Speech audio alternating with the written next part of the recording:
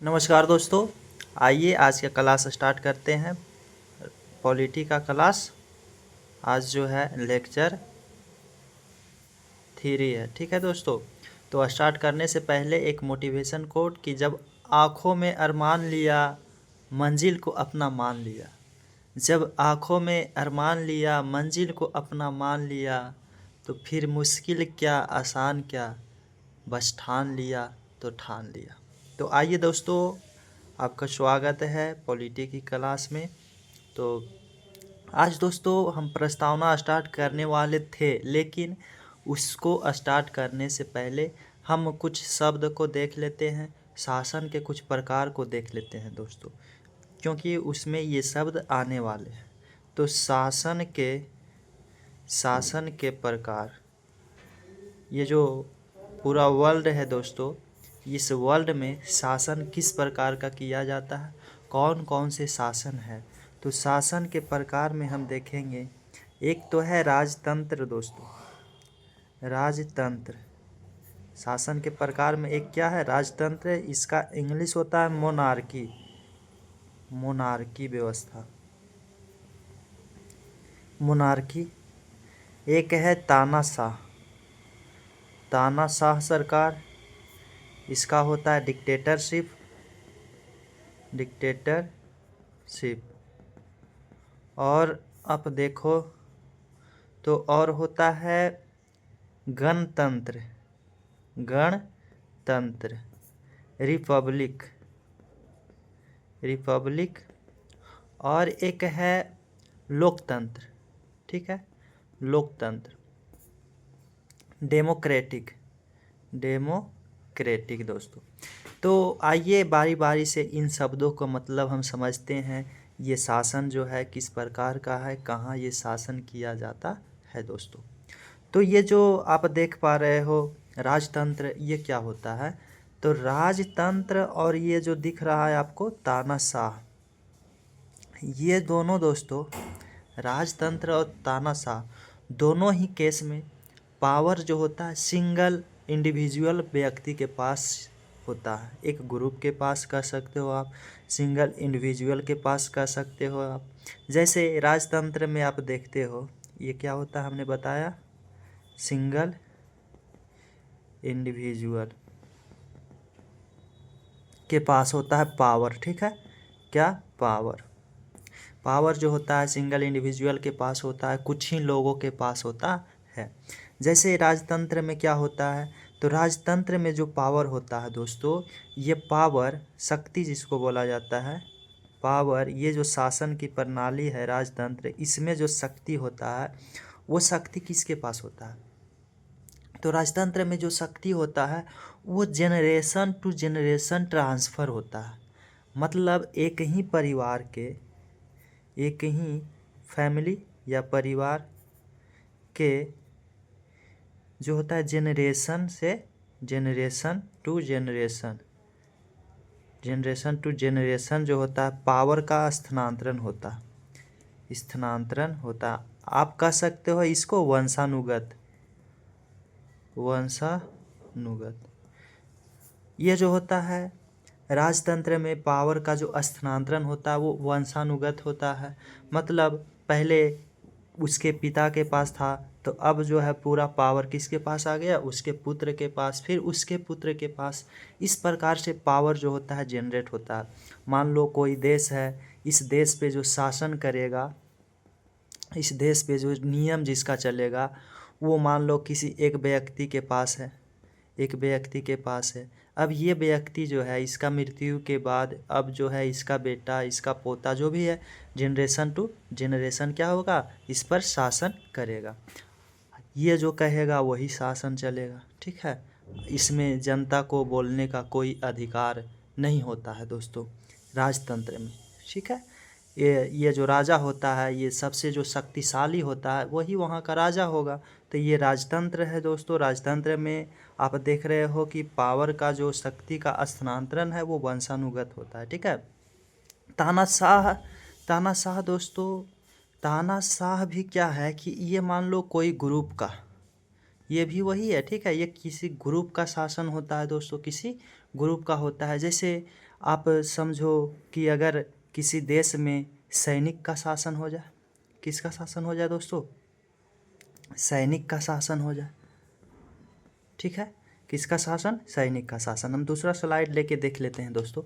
हमने कहा शासन के प्रकार में राजतंत्र, तो राजतंत्र तो हमने देख लिया कि ये जो होता है वंशानुगत होता है। क्या होता है? वंशानुगत पावर का, शक्ति का क्या होता है? स्थानांतरण होता है, शक्ति स्थानांतरण। दूसरा है तानाशाह। तानाशाह, तानाशाह बोले तो डिक्टेटरशिप। डिक्टेटरशिप जो होता है दोस्तों, डिक्टेटरशिप ये क्या होता है कि एक ग्रुप के द्वारा, किसके द्वारा? ग्रुप। अब ग्रुप में क्या हो सकता है? सैनिक हो सकता है, सैनिक। अच्छा, ये जो राजतंत्र व्यवस्था है, क्या राजतंत्र व्यवस्था यूके में है? क्या है? कहाँ है दोस्तों? तो यूके में राजतंत्र देखा जाता है। यूके यूनाइटेड किंगडम जो है यूरोपीय देश है, यहाँ पे ठीक है राजतंत्र है। यहाँ राजा होता है, ये राजा जो होता है प्रधान होता है उस देश का, जिसका निर्वाचन नहीं होता है दोस्तों। आम जनता इसको चुनकर नहीं भेजता, तो आम जनता का ये सुनेगा? नहीं सुनेगा। वो अपने अनुसार काम करेगा, अपने विवेक शक्ति के अनुसार वहाँ पे शासन करेगा। तो ये राजतंत्र की व्यवस्था। यहाँ पे सैनिक शासन, सैन्य शासन जहाँ पे हो, धार्मिक नेताओं का शासन। अब कोई धर्म वहाँ पे है, मान लो आप कोई हिंदू धर्म का ज़्यादा है तो हिंदू धर्म के लोग यहाँ पे शासन करेगा। मुस्लिम धर्म के कहीं ज़्यादा है तो वो मुस्लिम धर्म के लोग शासन करेगा। तो वो हो जाएगा दोस्तों आपका डिक्टेटरशिप, तानाशाह। तानाशाह जैसे आप देख सकते हो पाकिस्तान, पाकिस्तान में दोस्तों यहाँ पे सैन्य शासन होता है। सैनिक के अनुसार यहाँ का जो होता है प्रधानमंत्री को बनाया जाता है। सैनिक चाहेगा, जिस प्रकार से सैनिक चाहेगा वहाँ का कार्यपालिका, वहाँ का विधायिका और न्यायपालिका का गठन करेगा। तो ये जो कार्यपालिका है, विधायिका है, न्यायपालिका, ये किसके अनुसार वहाँ पे हो रहेगा? तो तानाशाह देश में सैनिक के अनुसार या धार्मिक नेताओं के अनुसार रहता है। तो उसको क्या कहा जाता है दोस्तों? फोर्स, मिलिट्री, ये सब के अनुसार रहता है, तो उसको तानाशाह कहा जाता है। तानाशाह दोनों ही केस में आप क्या देख पा रहे हो, चाहे तो राजतंत्र हो या फिर तानाशाह शासन हो उस देश में, तो दोनों ही केस में, दोनों ही ये दोनों व्यवस्था में आप क्या देख रहे हो कि आम जो जनता है, जो नागरिक वहाँ का है, दोनों ही व्यवस्था में नागरिक का क्या हो रहा है दोस्तों? तो नागरिक का शोषण किया जा रहा है, नागरिक को दबाया जा रहा है। क्या किया जा रहा है? नागरिक पे प्रेस बनाया जा रहा है। आप बताओ दोस्तों, यहाँ का नागरिक अगर चुनकर इसको भेजा होता शासन करने के लिए, जिस पे शासन हो रहा है, जिस पे शासित है, जो शासित है वही अगर अपने ऊपर शासन करने के लिए चुन के भेज रहा है व्यक्ति को, तो वो अपने विवेक के अनुसार अच्छे व्यक्ति को भेजेगा, ठीक है। और जिसे भेजेगा वो जाहिर सी बात है कि उसके अनुकूल काम करेगा, नहीं तो फिर उसके लिए टाइम भी लिमिट होता है दोस्तों कि इतना दिन के लिए चुन के भेजा है, फिर दूसरा आ जाएगा, दूसरा को देखेगा, ठीक है। तो वो काम करेगा अच्छा। लेकिन ये तो होता है अपने शक्ति के अनुसार यहाँ पे बन गया है, तो ये अपने विवेक से काम करेगा। आपको पसंद हो ना पसंद हो कोई फ़र्क नहीं पड़ने वाला है ऐसे व्यवस्था में दोस्तों। तो हमने देख लिया ऐसे व्यवस्था कहाँ पे तानाशाह पाकिस्तान में है, सऊदी अरब में है दोस्तों। कहाँ पे है दोस्तों? सऊदी अरब में है। सॉरी, ये जो है सऊदी अरब में है राजतंत्र, और सऊदी अरब, यूके और सऊदी अरब में राजतंत्र है। पाकिस्तान और उत्तरी कोरिया, पाकिस्तान में और उत्तरी कोरिया में जो है आपका कैसा शासन है? तो पाकिस्तान में और उत्तरी कोरिया में तानाशाह शासन है दोस्तों। दोनों प्रकार के शासन में हमने कहा कि जनता के द्वारा चुना गया, यहाँ पे प्रतिनिधित्व नहीं होता है, जो शासन करता है वो जनता द्वारा नहीं चुना जाता। अर्थात दोनों ही केस में किसको दबाया जा रहा है दोस्तों? तो जनता को दबाया जा रहा है, जनता पर शोषण किया जा रहा है दोस्तों। तो ये जो रहा है आपका तानाशाह और क्या हो गया? तानाशाह और राजतंत्र हो गया, ठीक है। अब देखते हैं हम लोकतंत्र। क्या दोस्तों? लोकतंत्र और गणतंत्र। तो गणतंत्र जो होता है, गणतंत्र जिसको रिपब्लिक बोला जाता है दोस्तों, रिपब्लिक, और एक आपका है राजतंत्र, राजतंत्र, राजतंत्र, डेमोक्रेटिक। अब देखते हैं दोस्तों डेमोक्रेटिक और राजतंत्र में क्या अंतर होता है। तो राजतंत्र जो होता है, क्या राजतंत्र, गणतंत्र जो होता है दोस्तों, वो बताता है कि अगर किसी देश का, किसी भी देश का अगर वहाँ का जो प्रधान है दोस्तों, अर्थात राष्ट्र का अध्यक्ष, यहाँ का जो सर्वोच्च पद है, किसी भी देश का जो सर्वोच्च पद है, उस पद पर, इस सर्वोच्च पद पर, उस पद का जो व्यक्ति है उसका निर्वाचन हो, अगर उसका निर्वाचन होता है तो ये जो है देश कहलाएगा गणतंत्र। क्या कहलाएगा? गणतंत्र। अर्थात राष्ट्र है, देश यानी राष्ट्र, तो राष्ट्र का अध्यक्ष,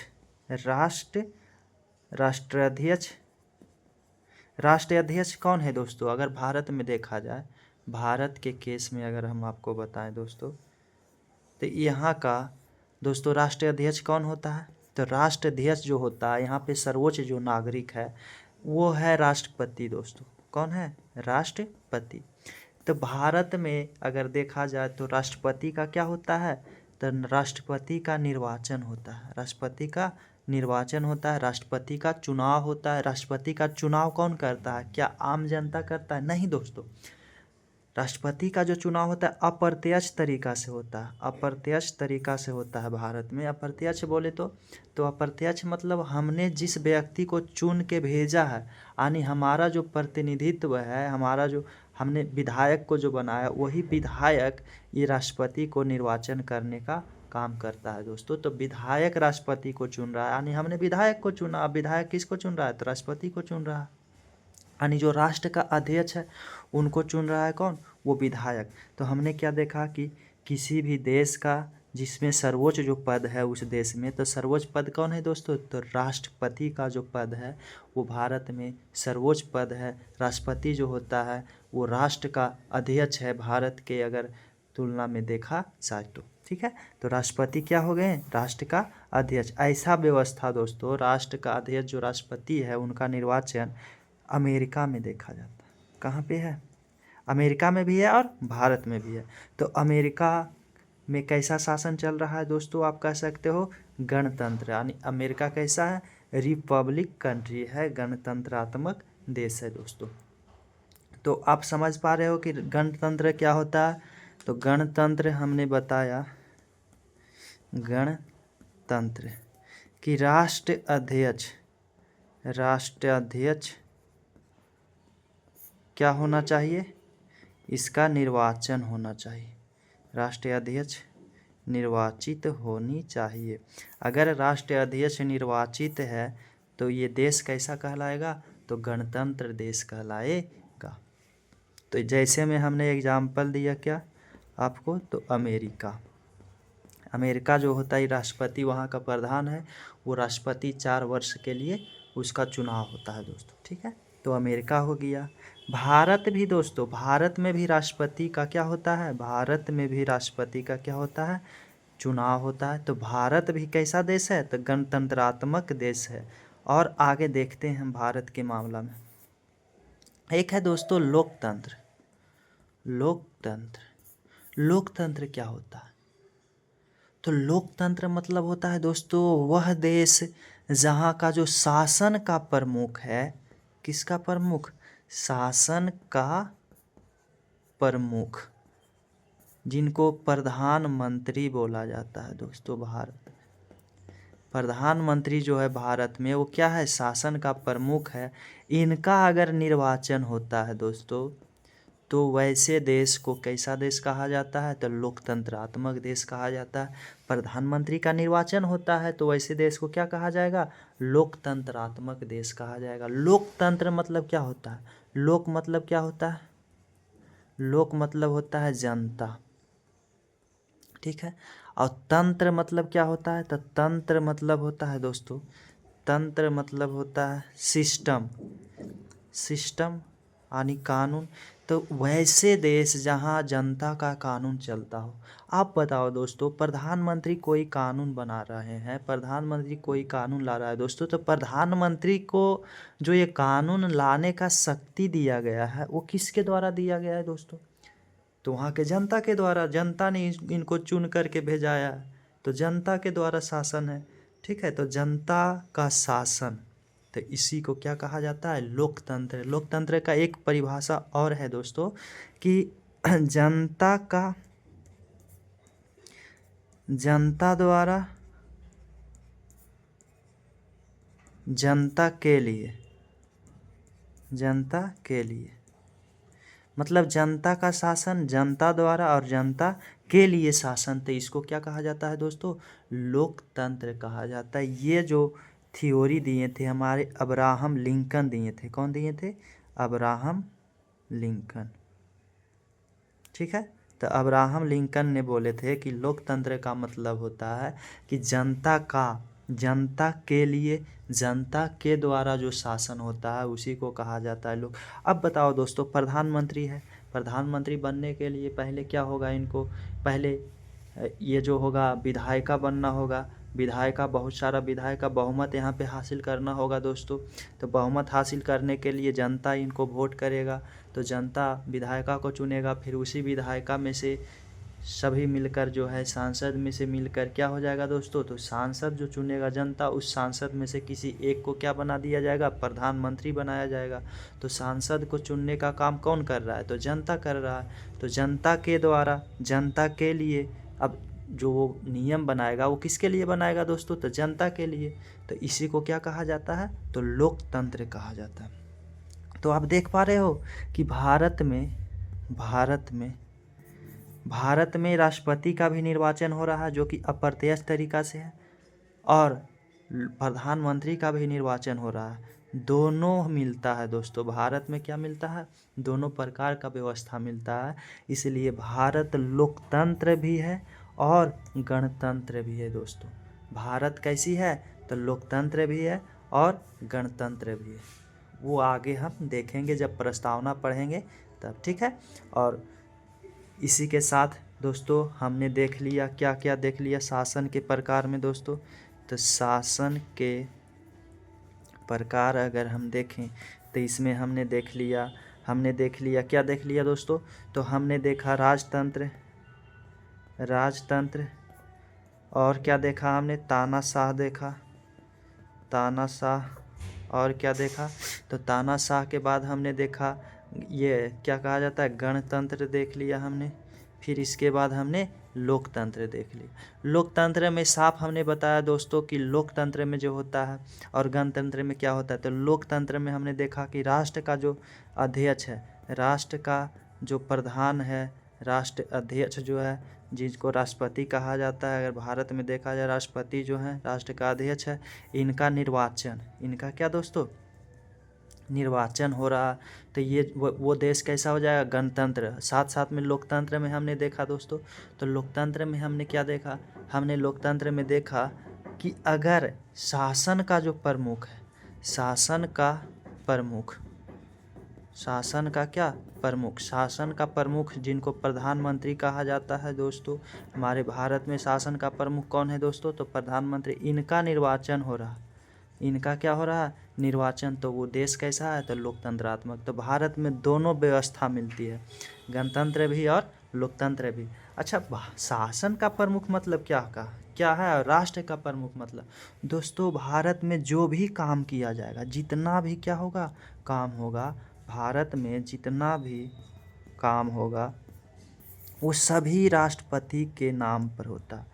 कहने का मतलब हुआ कि भारत में राष्ट्रपति जो है प्रमुख है, लेकिन नाम मात्र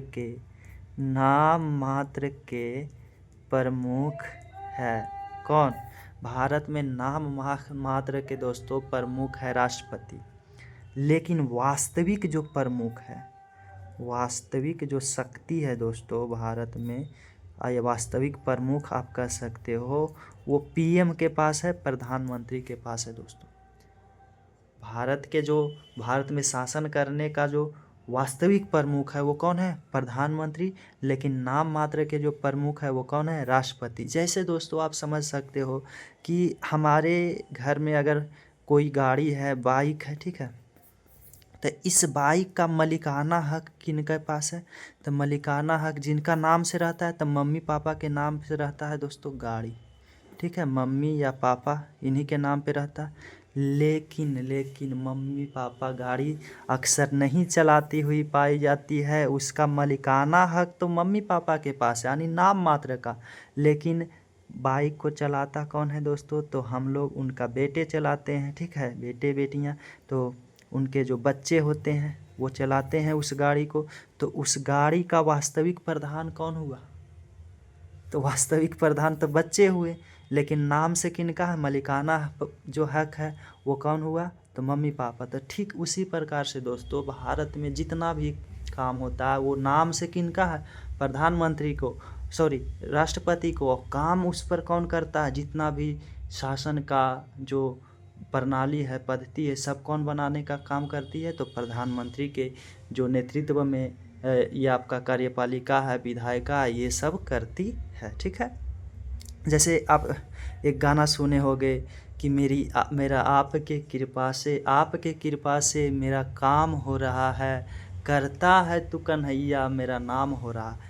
क्या कर रहा है? कि आपके कृपा से मेरा काम हो रहा, करता है तू कन्हैया मेरा नाम, यानी करता है कौन? तो कर रहा है प्रधानमंत्री, लेकिन नाम किसका हो रहा है दोस्तों? तो नाम हो रहा है राष्ट्रपति का।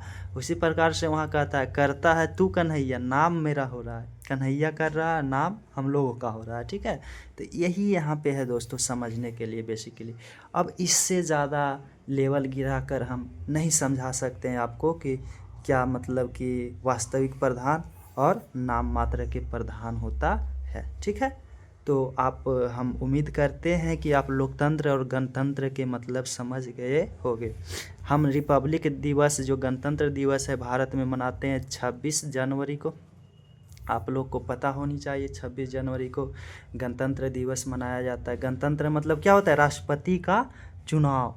और अगर हम गणतंत्र का व्यापक परिभाषा देखें दोस्तों, गणतंत्र का दोस्तों व्यापक परिभाषा देखें, गणतंत्र का क्या देखें? व्यापक परिभाषा। तो और अंदर अगर जाएं तो राष्ट्रपति है ना दोस्तों, राष्ट्रपति जो कि सर्वोच्च पद है। क्या है? सर्वोच्च पद है, सर्वोच्च पद है। इस पद पे दोस्तों, इस पद को किसने बनाया? इस पद पे राष्ट्रपति को किसने बैठाया? तो जनता ने। ये जो राष्ट्रपति है वो कौन है दोस्तों? तो ये भी तो जनता ही है। राष्ट्रपति भी क्या है? जनता में से ही चुन के गया।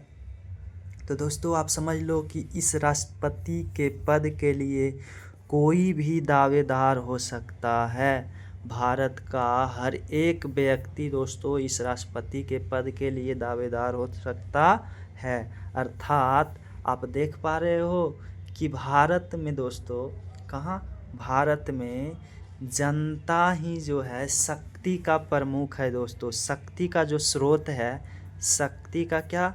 शक्ति का स्रोत, रिसोर्सेज ऑफ पावर, शक्ति का जो स्रोत है वो कौन है दोस्तों? जनता है। क्यों? क्योंकि भारत में सर्वोच्च पद है आपका राष्ट्रपति। इस राष्ट्रपति पद पर कौन है? जनता। ये जो राष्ट्रपति पद है, क्या आम जनता, हम और आप लड़ सकते हैं इस पे चुनाव? तो जाहिर सी बात है दोस्तों कि हम और आप भी लड़ सकते हैं।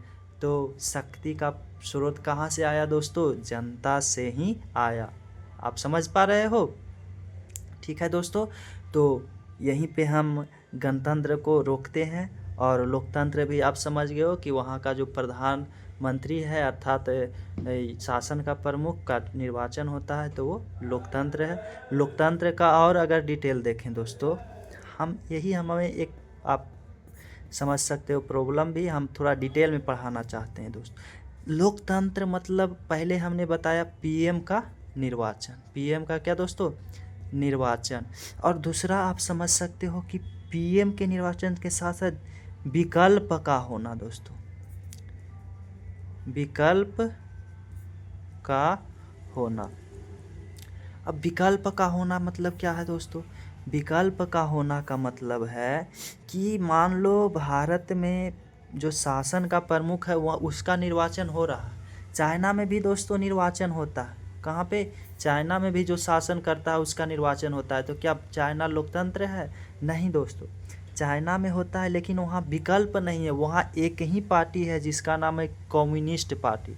क्या नाम है? तो कम्युनिस्ट पार्टी, एक ही पार्टी वहाँ है ही दोस्तों। अब आप चुनाव अगर करने जाओगे, आप अगर चयन करोगे किसको हम चयन करें, तो एक ही पार्टी, आप वोट दो लेकिन एक ही पार्टी है, ये एक ही व्यक्ति खड़ा है दोस्तों, तो आप मजबूरन उसी को दोगे ना। तो आपके पास क्या विकल्प है? तो नहीं है। क्या आप अपने पसंदी और नापसंदी को दिखा सकते हैं? तो नहीं दिखा सकते हैं। तो जहाँ विकल्प होता है, जहाँ अपने पसंदी को और नापसंदी को दिखाने का बिल्कुल आज़ादी होता है, उसे क्या कहा जाता है दोस्तों? तो उसे लोकतंत्र कहा जाता है। तो लोकतंत्र मतलब आप समझ गए कि जहाँ पे भी विकल्प का होना। विकल्प मतलब दोस्तों क्या हुआ कि प्रधानमंत्री जैसे बनता है तो हर एक क्षेत्र में देखते हो आप दोस्तों कि संसद के लिए आप नवादा में, गया में, जहाँ भी दोस्तों बिहार का भी अगर रहने वाले हैं तो बिहार में आप देखो कि बिहार में संसद का कितना सीट है दोस्तों? तो लगभग 16 सीट है। इस 16 सीट के लिए दोस्तों ऐसा नहीं है कि केवल 16 व्यक्ति खड़ा होता है दोस्तों। इस 16 सीट के लिए आप देखोगे तो 40 व्यक्ति, 50 व्यक्ति भी दावेदार हो सकते हैं, उम्मीदवार हो सकते हैं। तो इस उम्मीदवार में से हम जिसे चाहें हम उसको चुन सकते हैं दोस्तों। तो ये है विकल्प हमारे पास, कि विकल्प का होना, न कि एक ही व्यक्ति खड़ा हम उसको वोट दे रहे हैं और कहेंगे हम लोकतंत्रात्मक देश है। तो नहीं दोस्तों, वैसा नहीं डेमोक्रेसी होता। डेमोक्रेसी का मतलब ही क्या होता है? तो विकल्प का होना। किसके पास विकल्प? तो जो शक्ति का स्रोत है, जिसको जनता कहा जाता है, उसके पास क्या होना दोस्तों? तो विकल्प का होना। आप क्या कह सकते हैं इसको? तो लोकतंत्र का मतलब आपका क्या हो गया कि पीएम का निर्वाचन, जो पीएम बोले तो प्रधानमंत्री, यानी शक्ति का जो प्रमुख है, शक्ति का क्या प्रमुख, शासन का प्रमुख दोस्तों, शासन का प्रमुख, इसका निर्वाचन। साथ ही साथ में दोस्तों विकल्प का होना, ये क्या हो गया आपका? तो ये हो गया लोकतंत्र। गणतंत्र में हमने बताया दोस्तों कि गणतंत्र मतलब जो होता है राष्ट्राध्यक्ष होता है, उसका चुनाव होना, ये गणतंत्र व्यवस्था है। गणतंत्र मतलब जो सर्वोच्च पद है उस पर कोई भी व्यक्ति उम्मीदवार के रूप में हो सकता है, उस पर कोई भी व्यक्ति उस लायक है तो वो बैठ सकता है एक दिन। ठीक है। फिर हमने देखा तानाशाह दोस्तों, तानाशाह देखा हमने। राजतंत्र हमने देखा दोस्तों कि राजतंत्र क्या होता है। राजतंत्र मतलब हमने देखा कि एक ही परिवार के जनरेशन से जनरेशन वंशानुगत क्या होना? शक्ति का स्थानांतरण होना। और यहाँ पे क्या होता है? किसी ग्रुप का शासन, जैसे आप हो गया फौजी, हो गया मिलिट्री, हो गया सैन्य शासन, ये सब हो गया दोस्तों। तो ये, लेकिन दोनों केस में क्या होता है? जनता का शोषण होता है, जनता को दबाया जाता है, वहाँ के नागरिक को क्या किया जाता है? दोनों ही केस में दबाया जाता है। तो ये आपका रहा दोस्तों लोकतंत्र, राजतंत्र और क्या, गणतंत्र और लोकतंत्र, और आपका हो गया तानाशाह। अब आगे हम देखते हैं दोस्तों इन देशों में, विभिन्न प्रकार के देशों में, विभिन्न देशों में किस प्रकार का जो होता है अर्थव्यवस्था को अपनाया जाता है दोस्तों। तो ये 3 है दोस्तों, जिसमें से एक आपका है, ये हो गया आपका साम्यवादी, कम्युनिस्ट, या कह सकते हो आप कम्युनिज्म। ठीक है। एक होता है दोस्तों समाजवादी, इसको आप बोल सकते हो सोशलिस्ट। और एक होता है दोस्तों कैपिटलिज्म, पूंजीवादी। अब हम इन सब शब्दों को समझते हैं दोस्तों, क्या होता है समाजवादी, क्या होता है साम्यवादी और पूंजीवादी। तो साम्यवादी क्या होता है और समाजवादी क्या होता है? साम्यवादी मतलब होता है दोस्तों कि पहले तो साम्यवादी का जो जनक है वो जनक कहा जाता है कार्ल मार्क्स को। किनको कहा जाता है? कार्ल मार्क्स को साम्यवादी का जनक कहा जाता है दोस्तों। तो साम्यवादी व्यवस्था क्या है? साम्यवादी व्यवस्था है कि वैसा समाज वैसा समाज जिसमें लोग अपने क्षमता के अनुसार अपने क्षमता के अनुसार कार्य करता, क्षमता के अनुसार कार्य करता है दोस्तों। मतलब अपने क्षमता के अनुसार कार्य करता है, अर्थात आप कह सकते हो अगर जो हेल्दी है और फिट है, जो फिटनेस और क्या है दोस्तों, हेल्दी है, स्वस्थ है, वो ज़्यादा काम करेगा। कितना काम करेगा? ज़्यादा काम करेगा। ठीक है, हमने कहा वैसा समाज कोई देश है तो ये एक समाज इसके अंदर है, तो वैसा समाज है ये, वैसा देश जो है जिसमें लोग अपने क्षमता के अनुसार काम करता है, यानी जो हेल्दी ज़्यादा है वो ज़्यादा, कम हेल्दी है कम काम करेगा। लेकिन दोस्तों लेकिन इसमें जो होता है ऐसा नहीं है दोस्तों कि जो ज़्यादा काम करेगा उसको ज़्यादा वेतन मिलेगा। इसमें है कि आप काम करो जितना भी आपसे हो सकता है, अपने अपने क्षमता के अनुसार काम करो, लेकिन आपको जो है आपको पैसा इसमें नहीं दिया जाता है दोस्तों। साम्यवादी इसमें क्या होता है, पैसा जैसा कोई वैसा कंडीशन इसमें है कि आपका जो आवश्यकता है ना, आपको जो भी आवश्यकता है, जैसे घर हो गया दोस्तों, मकान हो गया, कपड़ा हो गया आपका, और स्वास्थ्य हुआ, शिक्षा हुआ, ये सब जो है आपकी आवश्यकताओं का पूरा सरकार करेगा दोस्तों। कौन करेगा? यहाँ पे जो शासन करेगा वो आपके पूरा करेगा। यानी आप क्या कह सकते हो कि इसमें जो है दोस्तों, ये जो समाज है यहाँ भेदभाव नहीं देखने को मिलेगा। जो साम्यवादी है मतलब आप जितना भी काम कर रहे हो लेकिन आपको उस अनुसार पैसा नहीं दिया जाता। आपकी आवश्यकता क्या है दोस्तों, वो अनुसार आपको वहाँ जो शासन कर रही है वो आपको क्या देगी, तो वो आपको वेतन देगी दोस्तों। ये समाज में क्या होता है, भेदभाव कम होता है लोगों के पास। जो कम भी काम कर रहा है उसके भी आवश्यकता का पूरा कर रही है सरकार, जो ज़्यादा कर रहा है उसके भी आवश्यकता को पूरा कर रही है सरकार। और आपका समाजवादी क्या होता है, तो यहाँ जो होता है लोगों के बीच दोस्तों धन का बराबर बंटवारा हो जाता है। बराबर क्या किया जाता है, बंटवारा। मतलब आप कितना भी काम करो लेकिन धन जो है, समझो कि 100 व्यक्ति मिलकर कोई चीज़ का प्रोडक्शन किया, उत्पादन किया, अलग अलग क्षेत्र में अलग अलग उसका भूमिका रहा दोस्तों, फिर भी अगर 100 लोग मिलकर समझ लो आपकी 10,000 रुपये के सामान का उत्पादन किया, लेकिन अलग अलग जिसमें इसका भूमिका रहा, कोई ज़्यादा भी काम किया कोई कम किया, उससे मैटर नहीं, लेकिन ये 1,000 रुपया जो है दोस्तों इन 100 में से बराबर भागों में बांट दिया जाएगा, तो उसको समाजवादी व्यवस्था कहा जाता है। जैसे भारत में भी आपको भारत में इन दोनों जैसी व्यवस्था मिलेगा आपको देखने को, लेकिन भारत में आपको अगर समाजवादी व्यवस्था देखने को अगर कोशिश करो तो आप देखते हो दोस्तों कि सरकार जो होती है मुफ्त में अनाज देती है, तो हर एक व्यक्ति पे होता है दोस्तों कि हर एक व्यक्ति पे सरकार 4 केजी अनाज देगा।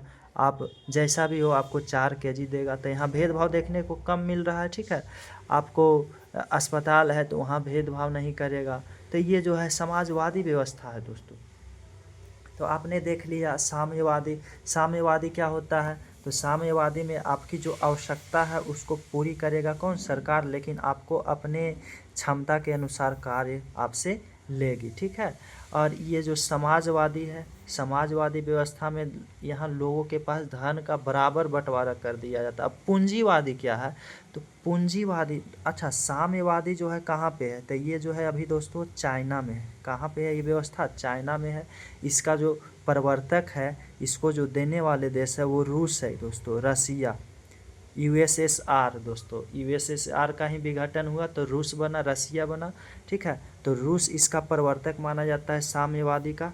इसका प्रवर्तक कौन सा देश है दोस्तों, तो इसका प्रवर्तक रूस है। लेकिन रूस बाद में इस व्यवस्था को छोड़ दिया। क्यों छोड़ा उसका कारण हम आगे बताएंगे। अभी किसके पास है ये व्यवस्था, तो चाइना के पास है दोस्तों। और समाजवादी व्यवस्था, समाजवादी व्यवस्था में रूस आ गया है दोस्तों।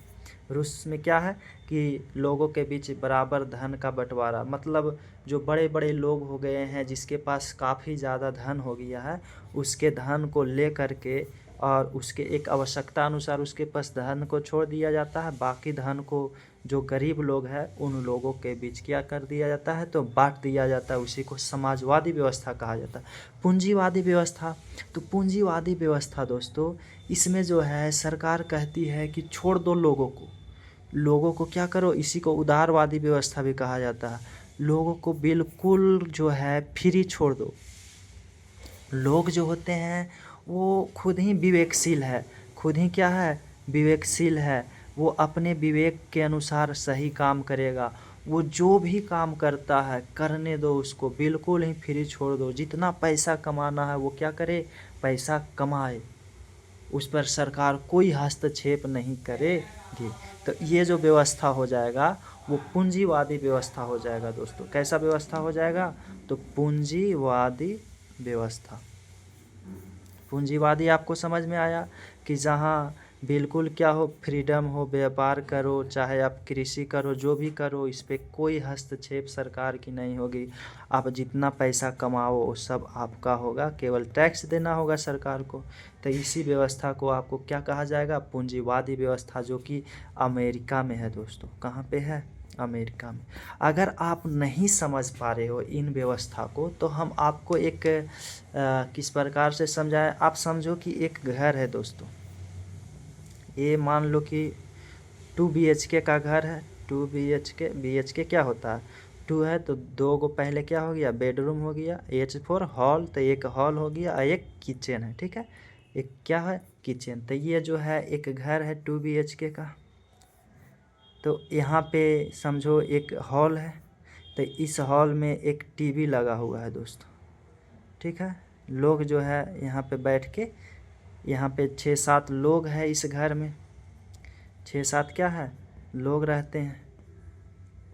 तो ये 6-7 परिवार जो रहते हैं यहाँ पे, आप समझ लो यहाँ किचन है।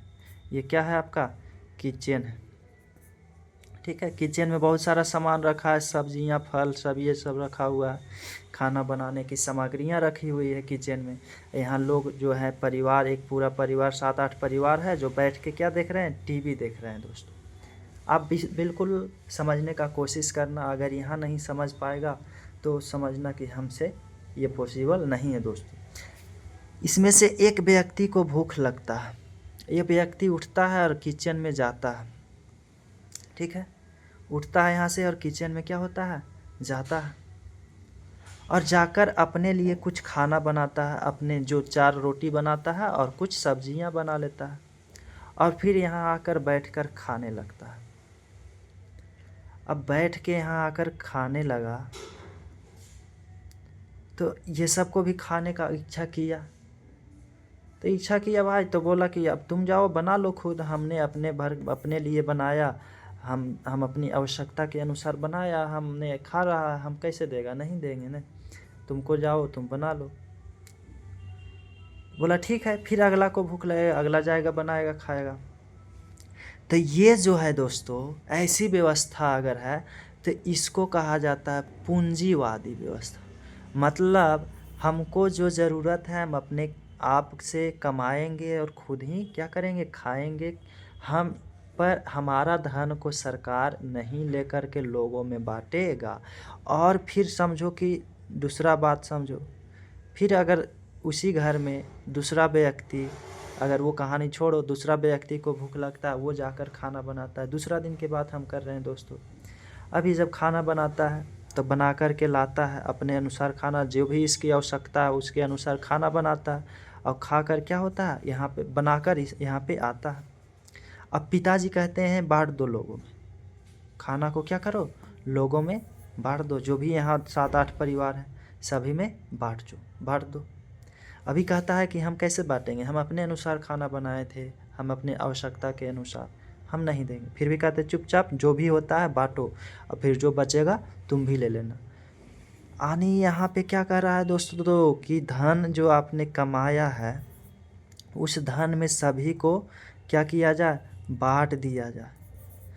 यानी जो घर का मुखिया वो क्या कर रहे हैं कि बांट दिया जाए। तो ये जो व्यवस्था हो जाएगा, यही है जो साम्यवादी व्यवस्था, या आप कह सकते हो समाजवादी, लोगों में बराबर बराबर बांट देना, यानी समाजवादी व्यवस्था दोस्तों हमने पीछे बता रखा।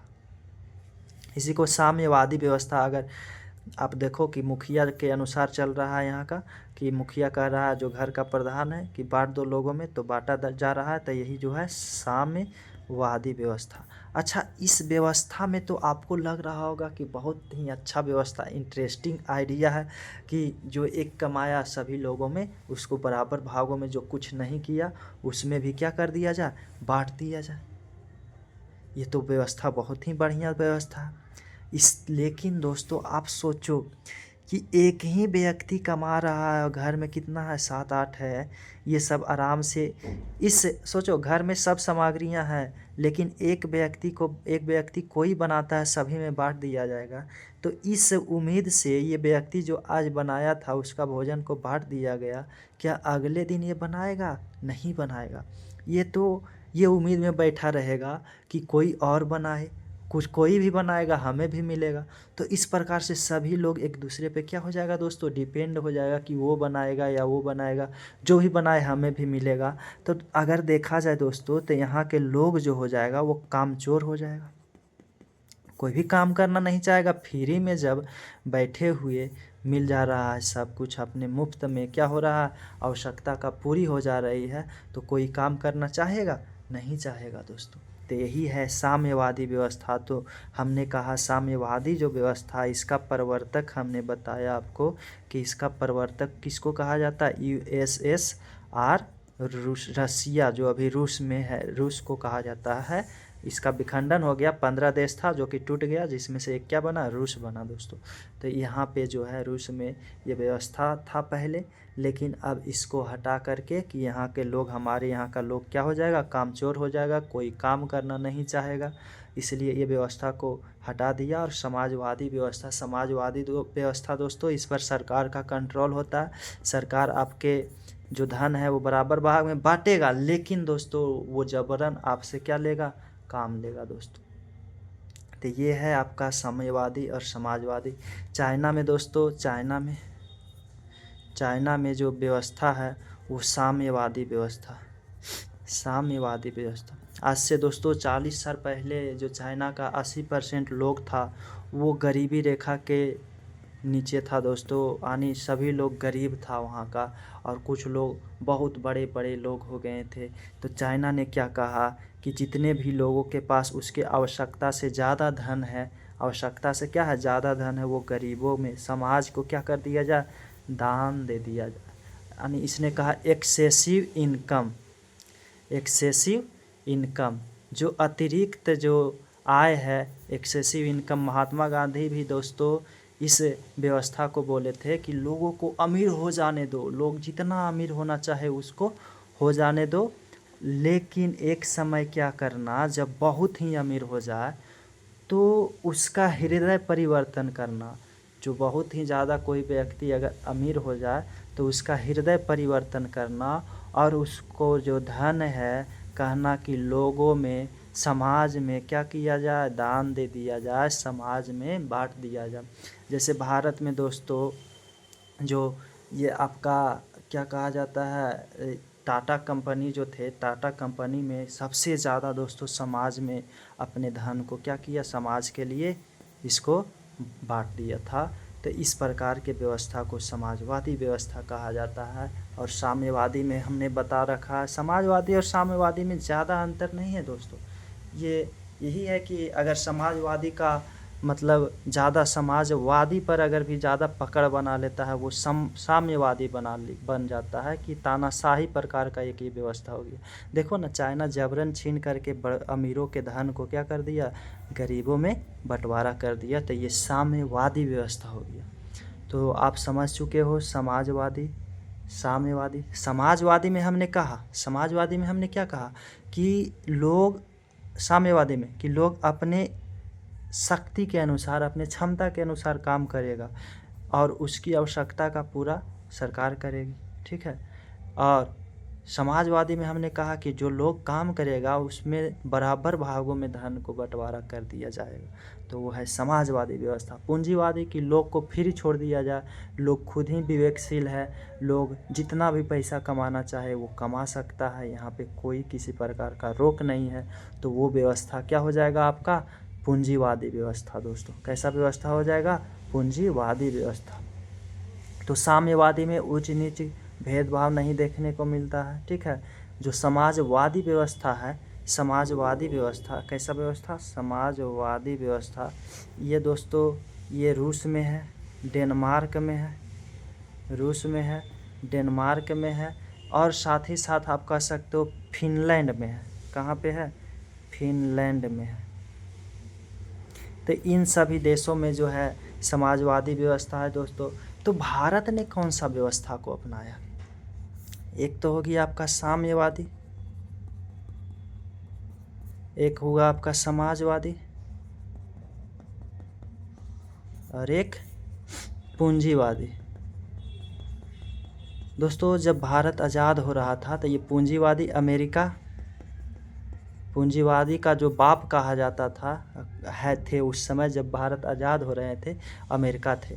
पूंजीवादी में लोगों को बिल्कुल क्या कर दिया जाए, छूट छोड़ दिया जाए, जितना चाहे वो अमीर और अमीर होते जाए, गरीब और गरीब होते जाए, उससे कोई मतलब नहीं। लोग जितना हाथ पैर मारेगा उतना ज़्यादा वो पैसा कमाएगा, ठीक है। तो ये पूंजीवादी व्यवस्था है। तो मतलब इसमें स्वतंत्रता को देखा जाता है, लोगों को बिल्कुल क्या कर दिया जाए, स्वतंत्र कर दिया जाए। और ये जो है बंधुता, भाईचारा को बढ़ावा देता है। समाजवादी व्यवस्था बंधुता नहीं देगा दोस्तों, लोगों में आपसी बराबर भागों में बांट लेना, ये भाईचारा है कि नहीं, आप ही बताओ। तो ये भाईचारा को बढ़ावा देता है। तो इसका जो प्रवर्तक उस समय इसका जो बाप था वो कौन था, तो इसका समाजवादी का पिता आपके कौन हो गया, रूस, USSR, रूस, ठीक है। अब दोस्तों इन दोनों में लड़ाई हो रहा था। अमेरिका कह रहा था कि हमारा पूंजीवादी व्यवस्था जो है बहुत ही बढ़िया है, तो रूस कह रहा था कि नहीं हमारा समाजवादी व्यवस्था बढ़िया। यही दो देशों में दोस्तों बहुत ही बड़े स्तर पे कंपटीशन चल रहा था। अब भारत आज़ाद हो रहा है तो भारत का भी कोई मॉडल होना चाहिए, भारत का भी कोई अर्थव्यवस्था होना चाहिए दोस्तों, जिसको अपना कर वो आगे बढ़े। अब भारत कौन व्यवस्था को अपनाए, पूंजीवादी अपनाए और समाजवादी कौन सा अपनाए। तो भारत ने दोस्तों ये इसको देखा कि इसमें भी बंधुता को बढ़ावा दिया जा रहा है, समानता को बढ़ावा दिया जा रहा है, इसमें स्वतंत्र लोगों के स्वतंत्र छोड़ देने के लिए कहा जा रहा है, ठीक है। तो दोनों तरफ देखा तो दोनों तरफ दिलचस्प लगा, लेकिन भारत ने क्या किया कि कुछ बातें इसका लिया और कुछ बातें इसका लिया। दोस्तों भारत का ये ही चरित्र ही वैसा रहा कि वो पूरी दुनिया से विचारों को इकट्ठा करके अपने अंदर समाया है दोस्तों। तो भारत ने क्या किया, मिश्रित अर्थव्यवस्था, कैसा, मिश्रित। तो ये मिश्रित अर्थव्यवस्था मतलब इसका और इसका दोनों का बातें को लिया और अपने अर्थव्यवस्था में डाला दोस्तों। तो भारत का जो अर्थव्यवस्था बना वो मिश्रित विचारों का है दोस्तों, समाजवादी भी है, पूंजीवादी भी है दोस्तों। यानी इस पर जो है लोगों को छूट भी दिया जाता है पैसे कमाने के लिए, सरकार जो है कल्याण का काम भी करती है, सरकार उस पर रोक भी लगाती है दोस्तों। आप देखो सरकार काम क्या करती है कल्याण को, तो जैसे ही सरकार क्या करती है कि जैसे ही आप जन्म लेते हो सरकार अपने गोद में उठा लेती है। आप समझो ना, सरकार हॉस्पिटल व्यवस्था बना रखी है, तो आप जैसे जन्म लिए हॉस्पिटल सरकार उसके लिए बना रखा है, गोद में उठा ही लिया ना, इस हॉस्पिटल में आप चले जाओ बिल्कुल मुफ्त। फिर बच्चा जन्म लेता है तो कुछ रुपये का प्रावधान किया जाता है, बच्चा जब आंगनबाड़ी के व्यवस्था जो 2 साल 3 साल हुआ चलने लगा, उसके लिए आंगनबाड़ी हो गया, उसमें खाना दिया जाता है दोस्तों। फिर बच्चा को, और बच्चा जब किशोरावस्था में आता है उसके लिए सरकारी स्कूलें खोल दिया गया है, तो उसमें भी बच्चा को सिखाया जाता है, खाना दिया जाता है, कॉपी किताब और ड्रेस सब कुछ दिया जाता है। तो ये आपका समाजवादी गुण देखने को मिलता है, ठीक है। तो भारत में जो व्यवस्था है वो कैसा व्यवस्था है, तो भारत में मिश्रित अर्थव्यवस्था है, ठीक है। तो आज दोस्तों, आज यहीं तक हम रखते हैं। इन सभी शब्दों को आप ध्यान से लिख लेना और इस पे समझने का पूर्ण प्रयास करना। हमें उम्मीद है कि आपको सभी कुछ समझ में आएगा। तो जय हिंद दोस्तों, आज के लिए इतना ही। कल के सेशन में हम स्टार्ट करेंगे प्रस्तावना, ठीक है। तो ठीक।